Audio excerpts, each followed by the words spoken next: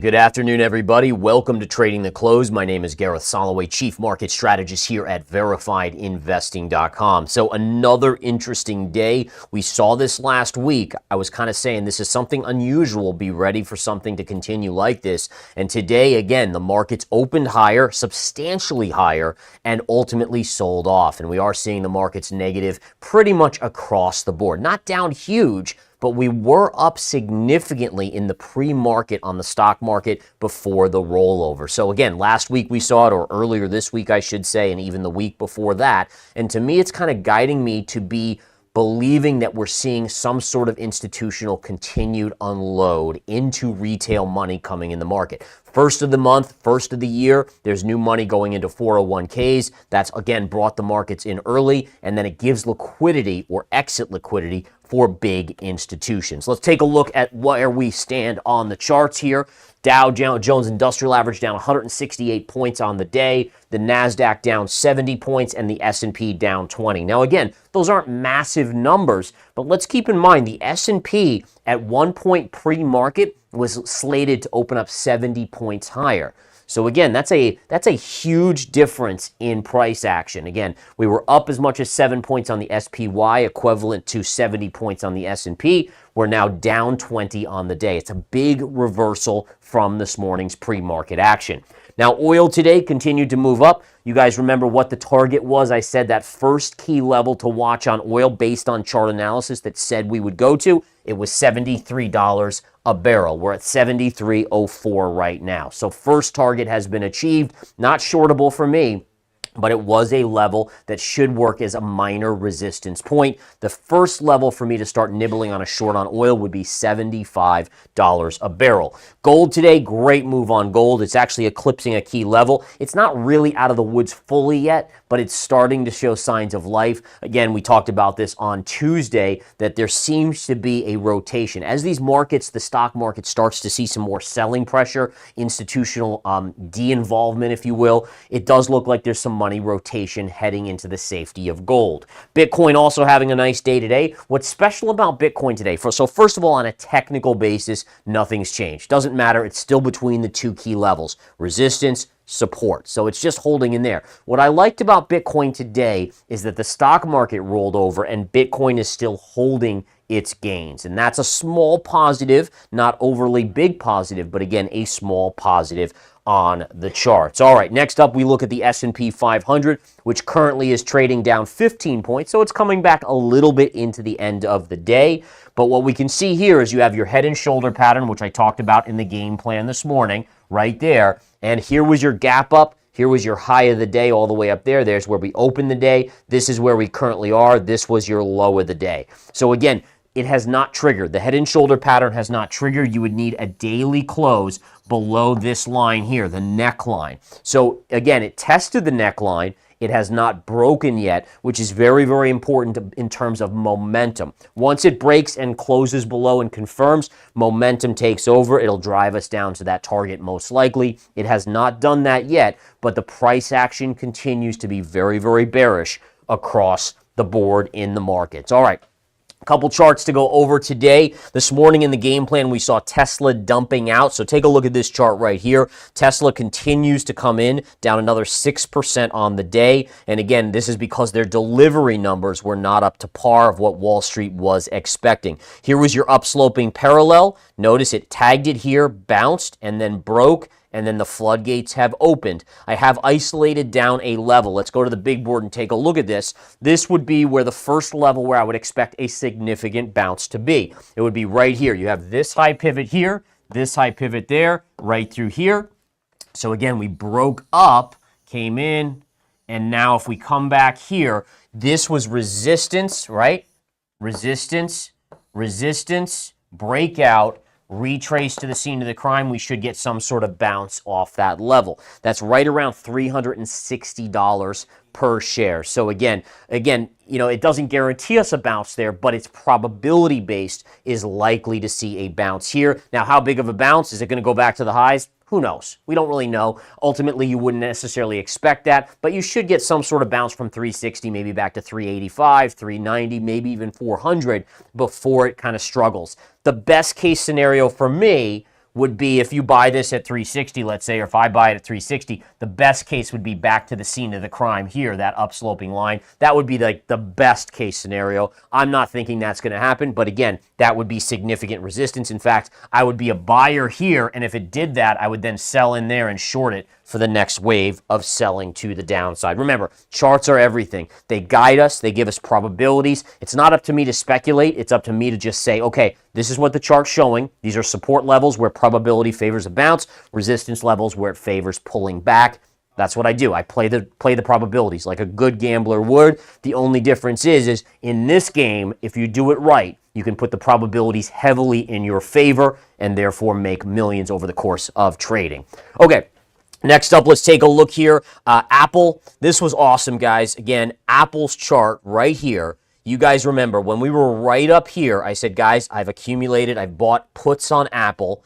And again, I listed out the reasons, the technical resistance levels, the overbought nature of multiple factors, the fundamentals, how ridiculous they had gotten. Lo and behold, just from that high at 260, we are now back to 243 and change per the close. That's a thing of beauty, folks. So those puts are heavily in the money now. Again, I know some of you guys picked them up, so congratulations on that. Where am I going to look to take some off the table? I've already talked with you guys about this. You have a very classic high right here. So this was kind of what we would call a double top, right? Double top right here. It pulled back and finally broke out. That's a retrace to the scene of the crime. That should be support. Now, I don't think Apple's done going down at that point, but do I think it's going to get a bounce at that level? The answer is yeah. You probably go like that, and then maybe at that point curve down towards your next level. So for me, I'm big a fan on, taking a little off the table, taking half of it off the table, putting that profit in my pocket, and then I can always re-enter if I want to or move that money to some other place. So the idea is take off some here, then let it continue down eventually to that target there. But again, it's always good to take a little bit off the table. The old adage is no one goes broke taking a profit. All right, a couple other charts to go over here on the day. We can take a look at Bitcoin, which had a nice little move here. Now remember, Bitcoin is between this resistance line and this support line. As long as it hovers, it could go up all the way up here. It doesn't matter to me. As a technician, it really doesn't matter. All that matters is, does it break above here or does it break here? That'll be the next big move in one direction. So if it breaks here, you go to the high end of this parallel, and that would be around 114 to 115. If it breaks this support, you go down to 75 to 74,000. Again, pure technical analysis, no bias. Frankly, I couldn't care less which direction it wants to go. Just let me know by the chart, and I will react accordingly. Gold today, good strong move. Look at the strong nature of that move on gold. Strong move up $36 on the day. Now, again, we could see this trend line right down here. It's basically held. Now, again, many people will be like, oh, isn't that so bullish? It's bullish, but don't get carried away, and I'm going to show you why. You still have this down move, and if we connect these lows, you still could be potentially putting in a flag here. So if we were to come up and take out this high, okay, now that's fully bullish. That should take us up to this high here. But at least in the near term, it's great to see. I think it does increase the odds of a bullish move, maybe taking us in the near term back to 27.20 and retesting. But I just don't want us to get too carried away from one solid day on gold yet, that all is good and that everything will be, gravy going higher. In that tune, take a look at the miners. The gold miners today, fantastic move on the gold miners. GDX, this was my buy zone between these two levels, came right in there and now starting to get a bounce. In terms of GDX, this level right here will be your first big resistance line, this downsloping trend line right there. So again, we could trade up there, then we're going to have to deal with that. I would expect a pullback and then maybe a breakout through that level. Oil today, look at that, guys. There's that $73 per barrel level right there. Again, the trend line from this high to this high, right to there. That gave me that target. Remember the bull flag consolidation above the confirmed support. and it guided me to say, all right, we're probably headed here. Now, like I said, it's not enough risk reward wise for me to short here. It would have to go closer to 75 to 78, right up in this range. Then the risk reward would make sense. You also have this level here. If we drag this across, 78 here, right in here. This would be the ideal short level if you get an extended move on oil up there. Silver today, great move on silver. The one thing on silver to just keep an eye on here is that technically speaking, we're still consolidating. So you have your down move. This is your flagpole, your upside down flagpole. Here's your sideways chop. So even with today's good move, it doesn't really do anything to negate the bearish consolidation going on here. It's just a whole lot of chop in this range. To me, that still favors a move down there. And then lastly, natural gas, which again, just hasn't done much here in the near term. Well, it had that big pop last week. One of the things, so I have these old lines. I want to take them away. We're going to redo these lines, get rid of these two, because again, there's no sense in us having these on here for the time being. What I want to do here is actually take a trend line right through here and drag it up there. Okay, so we're going to take this and we can even extend it out right there. So the reason I'm bringing this to your attention is, look, if we do this, what type of trend lines are these? Are these now parallel lines? So it tells you that there's some sort of parallel working here on natural gas. Resistance, resistance, resistance, support, support, support, support.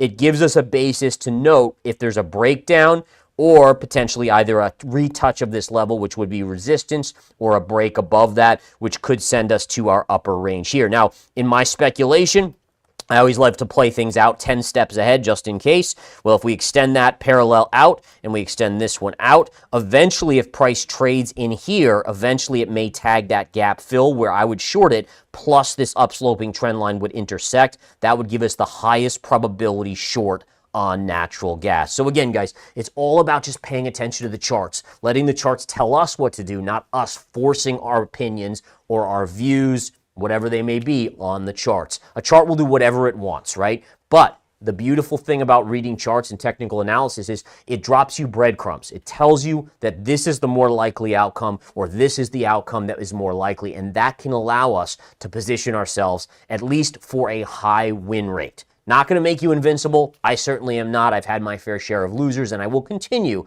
to have my fair share of losers. But if I can win 80% of the time, that's going to take me all the way into retirement very, very well. And that's my goal for you guys. Let's just win most of the time, make good money, and continue on. You guys have a great rest of your day. Thanks so much for tuning in. I'll see you tomorrow morning. Take care.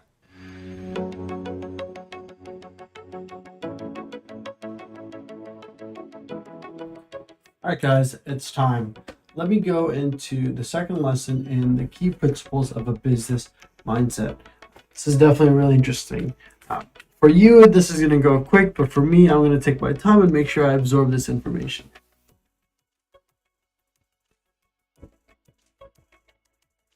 Let's get back into the mini game. Let's keep going. Okay, cool. I rock. All right, looks like I got that. And hopefully, if I did this right, yep, minigame completed. And I got 20 XP. It only took me 30 seconds to do that.